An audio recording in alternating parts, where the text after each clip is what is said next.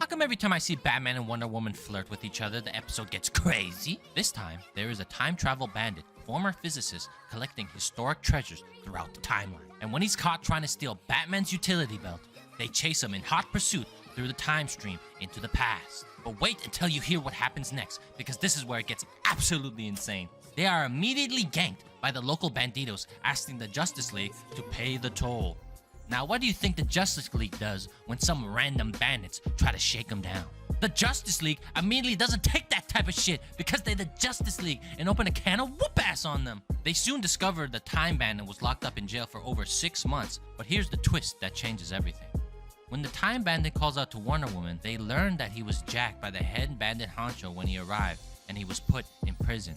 Now the head honcho has been using future tech to run the town. Now how the hell did he sneak in and steal an entire tank and a bunch of robots and all this other shit into the past? Like damn! We need a full episode just on this guy alone. The Justice League work together with the local lawmen and defeat him, but you're not ready for what happens next. They get scammed by the time travel bandit, and this time end up in the future with Batman Beyond, an older Static Shock, and Green Lantern's son? I'm geeking. So Batman learns from Bruce Wayne about the tragic dystopian future, and by this point, the timeline is getting all kinds of fucked up. And this is where things get really wild. They start experiencing real timeline changes occurring. Wonder Woman disappears, and Jon Stewart morphs into Hal Jordan right before their eyes. Now, the Time Bandit wasn't inherently evil at first. He was just a physicist collecting historic treasures. But here's where it gets kind of real. Now get this. This is one of the earliest documentations of what I call hoflation at play. You know what I'm talking about? His wife and his mother-in-law both look down on him and think he's a fucking loser, even though he's an accomplished physicist who invented time travel. She heckles him because of his choice to use time travel for something as useless as collecting historic trinkets instead of getting rich.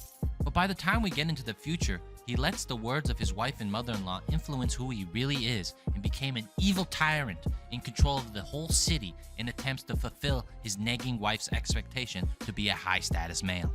And you want to know how they found him? When one of his goons snitched him out to future Batman, he ditched his ass behind in the land before time, just before the meteor struck the earth. So after Batman and Bruce Wayne play good cop and bad cop, they find his wife, who also snitches him out for one final battle to fix the time stream. And you never really see how everything truly ends. You just know that since everything is back to normal, they must have won. Only Batman and Green Lantern remember anything. And the episode ends quite disturbing in my opinion. The Time Bandit got stuck in an infinite time loop with his bitchy, nagging wife. So what do you guys think? Are the craziest episodes when Batman and Wonder Woman flirt?